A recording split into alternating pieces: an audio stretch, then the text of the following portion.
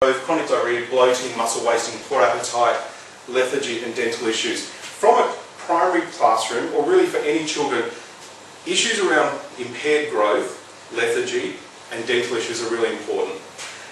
Impaired growth means that children are not developing. When they're not developing physically, there's a strong relationship between their intellectual development as well. If they're missing out on the essential vitamins and nutrients that make them grow as children, if they're not getting those to grow as children, then there's a really strong relationship between what they're missing out on for potential developmental delays. And in fact, some of the new research that's coming out from Israel and Italy is actually linking control groups and celiac groups of kids to show that neurological disorders, everything from migraines through to depression, can be as much as 50% in a celiac group affected by those sorts of conditions, compared to only 20% in a control group. So there's some new emerging research this year and late last year suggesting that what we've not understood about the developmental delays are actually far more prominent. Some of the impaired growth relate to things like short stature, delayed onset of puberty, which are very real in a classroom. You have children who can be picked on because of their size, who can be behind their peers in developmental issues. And the one that I know a lot about with the teeth is if a child doesn't lose teeth at the same rate at all that their little friends do, they feel like they're babies. They've still got their baby teeth, because they quite literally have.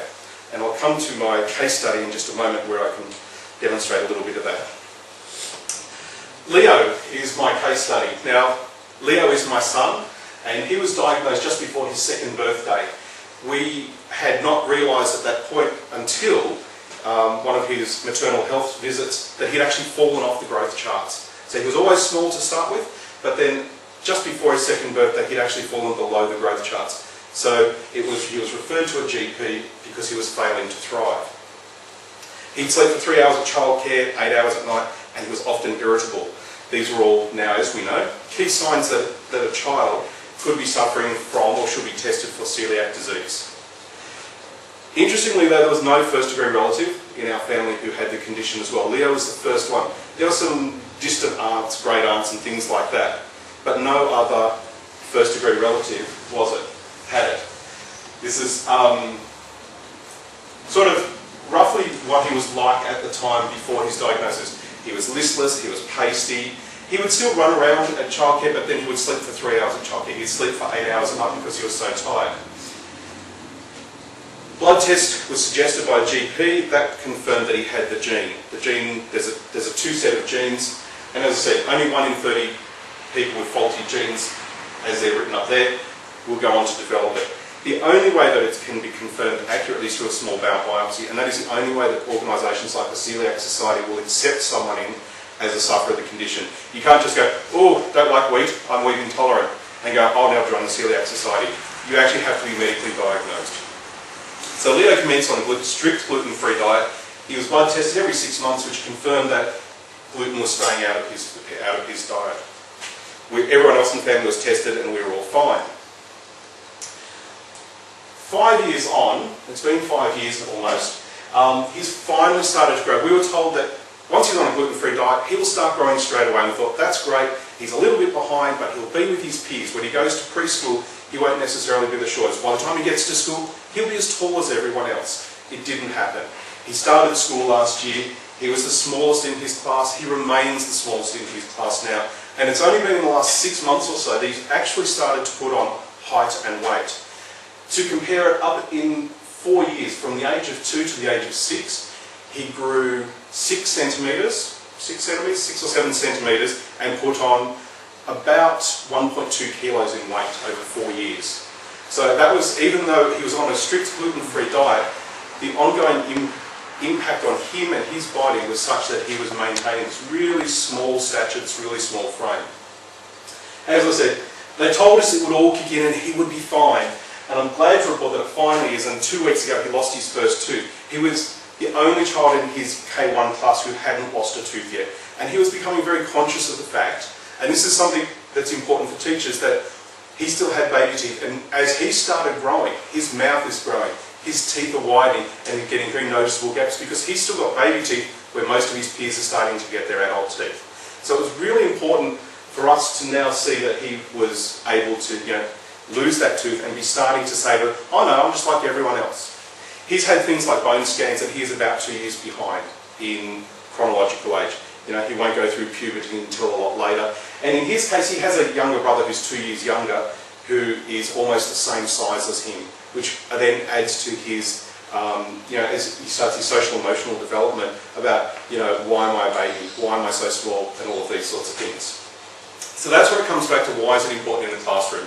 Because you get a child who has a reason to feel marginalised anyway because of maybe their short stature or whatever.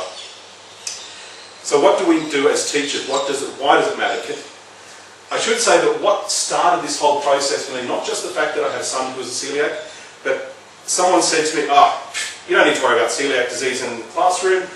Parents just send them along with a gluten-free lunch. That's all you need to worry about. Well, that spurred me on to do a little bit more digging and actually realise, no, it is a little bit more involved than the parents just sending a gluten-free lunch. As it says, an undiagnosed celiac can be irritable, uncooperative and tired, particularly in the afternoon. Now I know we see that in a lot of children, particularly on a day like today. And you go, that little person who's always tired and cranky and uncooperative, I wonder if they've ever been tested for celiac disease. Maybe the amount of bread they eat is actually what's setting them off. This process is not to say, go off and diagnose children. It's to equip teachers with an extra thing in their mind that they don't need, but says, I wonder if the parents have ever thought of.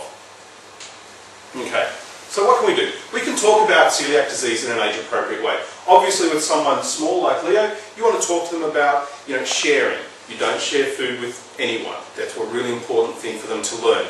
But, if you're talking about a child who's just been diagnosed at 14 or 15, you might want to start talking about the mechanics of the disease, how it works, how it affects your body. So it's the things that we do anyway. You talk to children in an age-appropriate and positive way. Quite often in the past it was seen, as I said, as an old lady's disease. Well, it's not. It affects children. It starts in childhood, and if we can bring children in understanding what the condition is straight away from childhood, then we can actually give them really positive outcomes. Too often people have spent years being unwell, being misdiagnosed, never being able to work out what's going on with them.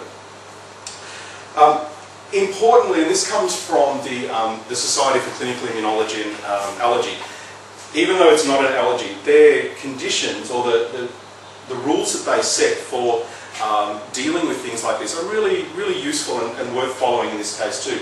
Children need to have ownership of their disease in this condition. They need to be responsible.